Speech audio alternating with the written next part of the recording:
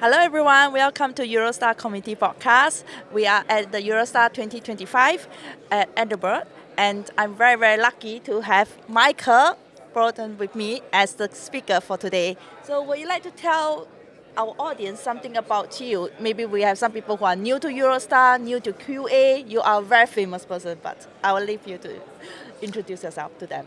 Okay. My name is Michael Bolton. I've been a tester for almost 64 years because we're all born testers, Yeah. right? Yes. I first got a job called software tester after having been a developer for a couple of years and then having been a customer support person for 3 or 4 years. I finally got a job called tester, and that was wonderful. That fairly quickly turned into a job called program manager, which for me, at least from my perspective, Yeah. my approach towards managing a product was to recognize that my first job was to try to help make sure there were no problems in the product so that the people who were using it weren't affected badly by it and that they Yeah. only got the good stuff from it. So that meant I had to be hyper alert to problems that would threaten the value of the product and problems that would threaten the... Identify the risk and and to identify things that would threaten the on-time successful completion of the project. So. And how do you move from a program manager to be where you are now, being a speaker, being somebody who's very famous, who's well known for quality, writes lots of books? Well, I haven't written lots of books. I've contributed to a few, but I will not be able to say I've written a book until the fall. When James and I, James Bach, my principal colleague, when we finish our book, which is called Taking Testing Seriously, the Rapid Software Testing Approach. We're working immediately after this conversation. I'm going to a writing session with James, and we're hoping to have the whole thing wrapped up by the end of this weekend. Wow, what a hectic life. So, yes. Coming back to Eurostar conference, Yes. right? I know that you have been in almost every Eurostar conference. 19 in a row. 19 in a row. Since 2007 was my first, and so 2025, it's a zero-based thing. We're at year 19 now, so next year will be number 20. Which is a big birthday for Eurostar. Is it? Because I thought 30 isn't Eurostar 30 years old this year? 30 years old? I think so. I'm not sure. I wasn't here at the beginning. Okay. So not like some people. Okay. So what makes you want to come to Eurostar conference every year then? Because to be able to do it for 19 years is quite an achievement. Well, it goes both ways. Eurostar provides me with a really big community, a kind of family of people who are eager to hear stuff about testing, and I teach classes and workshops and speak as a track talk or keynote in ways that people seem to find helpful. So I'm lucky enough that they keep inviting me back every year. Yeah, because you do such a good talk. Yeah, and I do agree with you about the Eurostar committee here. They are very humble, and we network very well, and we get to see people who are very top leaders like you in quality side, and we have like people who just new to QA. They want to learn about QA, so they come to this conference. So can you give me some insights about this year, your speech, your tutorial? Some, I did two. Thing for our audience here. Sure. I did two tutorials this year. One was on risk, how to think about risk. Yeah. Oh, you were there, that's right. Yeah. You were in the room. And our there's whole a lot job. Of hand-on exercise too. Yeah, we try to do that. That's part of our approach because people learn the best when they're actually doing stuff, as opposed to listening to somebody yammer, which I can do too much myself. But the exercises are the most important part of our approach to teaching and training testers. But because what we want is we want people to learn, And to a certain degree, there's some things that are much easier to learn than they are to teach. So we try to get people into immersive exercises and Focusing on the risk part, yeah? yeah, and the risk exercises that we did yesterday were just about how to think about risk and how to model risk in terms of this basic idea. This is how thinking about risk goes, folks. Yeah. Something bad might happen Yes. that affects somebody in a not nice way. The product does something that it shouldn't do or doesn't do something that it should. And there are sets of conditions under which it may or may not exhibit some kind of undesirable behavior. But ultimately what we're doing is we're trying to help our clients, our testing clients, the developers and the managers and so on. We're trying to help them look good by trying to identify ways in which the software might not be what they thought it was. Yeah. So in order to do that really well, we've got to anticipate various ways in which it might not do the things it's supposed to do, might do things it's not supposed to do, and more importantly, how it affects people. Because if the product does something it's not supposed to do and it doesn't harm anybody, no problem. Yeah. So that's the essence of it, a 4-part story. A vulnerability Yeah. in the product gets triggered by some threat Yeah. such that a problem, excuse me, a little bit decrepit today. No worries. Yeah. Such that a problem affects some person or group Yeah. of people. That's what we're here for as testers. Yes. We're here to shine light on that kind of stuff. Yeah. That's why I enjoy about the tutorial. It's like give me a model that I can replicate it back into my workplace, so I can share with my other QA team members how to do that. Yeah. And how about your speech then? What's that? How about the second part of your stuff? Oh, the other workshop was on, it's called Let's Test an LLM. And That part is about AI, right? about a large language model based on machine learning models and these tools these days that generate large bodies of text that look like human speech. Yes. And they're not.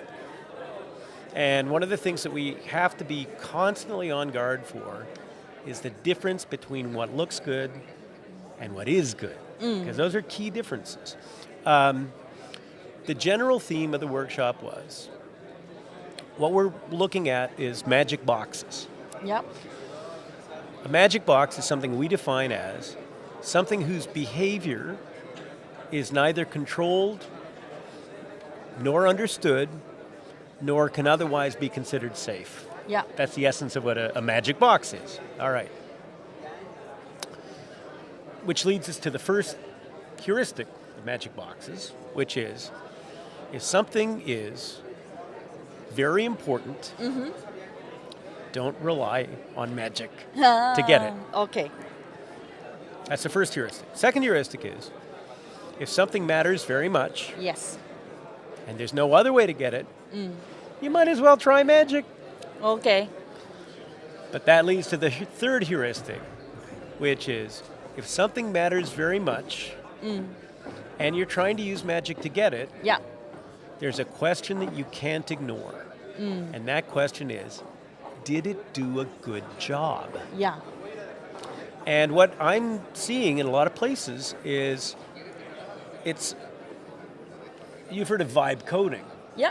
What we're seeing is a lot of vibe evaluation, vibe testing, which says, well, looks good. Let's go. Let's just But is it start. Let's leave it at reliable? that. Yeah. Is it reliable? Is it dependable? Is we it trust it? consistent? Can Yes. we trust it? Exactly. And the fundamental, there are a bunch of fundamental problems associated with LLMs, but one of them is they are always imprecise.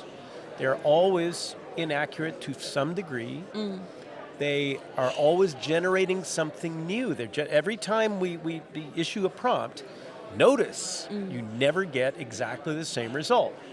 which can be okay Yeah. if you want to write a haiku about antelopes. Yeah. But if you don't want to write a haiku about antelopes, if you, for example, want to generate test data that needs to be reliable, Yes. or if you want to generate a strategy that needs to attract your attention to important things, then it's a bad idea, I would say, to depend on magic. Yes. What you can do, much more safely it seems to me, is to use these things as lenses or mirrors onto your own thought process, onto how you think about things. Be a good magician that can practice very good magic. Well, Find the right magic tools. well, remember that the whole idea about magic practiced by musicians is it's fundamentally deceptive. Yeah. You know, these things that look like they're happening are not really happening. There's a terrific blog post that if you read nothing else about LLMs and how they work, Yeah.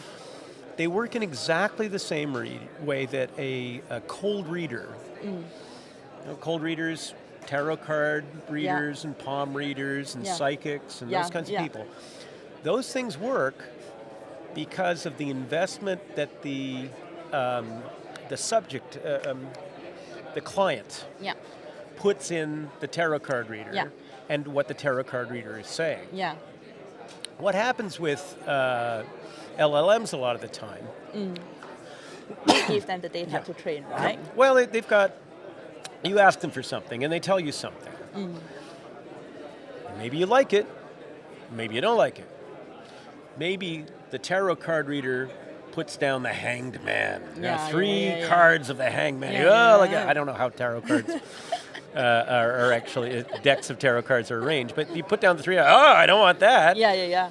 So then you ask for another 3 deals, and it's, the 3 death cards or something like that. And then finally, the tarot card reader puts down 3 cards that look good, and you say, okay, that's all right. Yeah. But let's just remember, you're filling in the gaps. Yes. And so what happens with LLMs is when it leaves stuff out, people say, "Oh, come on, it's just an LLM. It's not supposed to be perfect or anything like that." But when it produces something that looks really good, people tend to fall asleep on that. Yes. And they don't tend to question what they're looking at. They don't look at it very closely. And if you look at it closely enough in large enough volumes of data, it's always messing up. And it messes up in subtle ways that are not always easy to see, not always immediately apparent. So we need to be able to look at these things hypercritically if what we're looking at matters very much. Yeah, definitely. Because sometimes if we trust, into AI too much and let it take control over us, and we don't use our critical thinking and check it and double check it, it just will go pear-shaped. Yeah, plus, yes, it will go pear-shaped. We've also got to recognize the inherent biases in what we're seeing from it. We have to pay attention to those. Now, this kind of problem existed long before LLMs. A canonical example, it's like the Ariana rocket example of AI, was that time that Amazon said, wow, we got a great idea. We're going to figure out what kind of people are going to make the best sorts of Amazon employees to be programmers. Yeah. And what did the AI produce as a result? White dudes between the age of 25 and 35. Yes. And how did it do that? Because it looked at the profiles of what Amazon employees in programming were. And they're already white dudes, 25 to 35, which means that systematically they would ignore people who weren't white, and they would ignore people who weren't dudes. Yes. And that is, mercifully, they recognized it fairly quickly. Yeah. But, you could see it coming if you bothered to think about how it was trained. So the training data, how the system was trained, how the product was trained, especially with LLMs, which are trained on the whole internet. Now, of course, we know what a reliable, dependable source of information the whole internet is. Comes from, right? Yeah. So our critical thinking, our bullshit detectors have to be turned up to the max, because these things do actually produce the academic class of bullshit. Academics describe bullshit as text that is uttered with no regard for the truth. Yeah. So these things don't have a concept of truth. They don't have a concept of ethics. Yeah. Or what is right, what is wrong. Right. But they produce stuff that is shaped like what you're looking for. Yeah. Not is what you're looking for, but it has the appearance of what you're looking for. And so we've got to be super attentive to the possibility that it did not do a good job, that it was biased or selective in terms of the algorithms that produced its output. Yep. And look, if we are super vigilant, these things could potentially be useful. Yes, definitely. But I don't want to forget all the ways that we had beforehand of doing good testing work It's our that use instinct, deterministic right? tools. Yeah. Well, it's magic, and we're getting a lot of pressure from management and so on. Use the magic boxes. They rate faster, test faster. Well, If somebody can do is it. testing going to be faster if we have it generate enormous volumes of stuff? Yeah, the generation of the stuff is faster, but let's remember two things. Testing is not about artifacts. Testing is about learning. Yes. It's evaluating a product, looking for risk, with the intention of finding problems, and evaluating a product by learning about it through experiencing, exploring, and experimenting. Now, a lot of people say, oh, this is going to be great. Well, we've got machinery that can generate all this data. But if it takes effort and time to scrutinize the data, to make sure that we got what we wanted, to make sure that it did a good job, the payback for that Yes. might not, it might be negative, Yeah. right? These things produce so much stuff that, it's so much stuff that is guaranteed to be unreliable, that maybe it's not worth it. If we want to generate a data for testing, maybe worth it to write a program that does it. Yeah. Just don't over-engineer it. Just don't, just stick a AI just because everybody is using AI. Oh, it's nuts. There's nothing new about that in that sense, because we were hearing exactly the same things about automated checking and these tools that do end-to-end testing. Yes. Well, I'm sorry, the end-to-end testing that they're talking about is focused on clicking buttons, typing keys, comparing the output to an expected or specified, presumably desirable result. But that's not what testing's all about. Yeah, it's far more than that. Yeah, it's about examining the possibility that some requirement is not going to get met for some person or persons who matter. And that's and a we big cover deal. all the risk that, the risk resistance. Yep. Thank you so much, Michael. And for our audience out there, right, if they wish to know more about, testing and AI, especially your risk-based tutorials and about testing LMS, where can they find you then? My website, DevelopSense.com. You did well, Michael. Oh, I know. Pretty well. Yes, exactly. He has been, having a sore throat since day one. He did really well. I've been running my little feet off and doing this. Anyway, DevelopSense.com. You can find me on LinkedIn. There is stuff on specific experiments that we've done. If you DevelopSense.com/AI-experiments, all in lowercase. But my stuff on LinkedIn is there too. Yeah. You can write to me at michael@developsense.com. And I love hearing from people. I love helping people to address issues, solve problems, make sense of things. That's what fulfills me and energizes me. And we look forward to see your first official book written Coming by you. soon. Yes, Coming it's soon. not just a contributor. All right, thank you, everyone. Thank you, Gex, so much. It was lovely chatting with you. Thank you. To see you again. Yes. My friend. Take Thank care. you. Adios.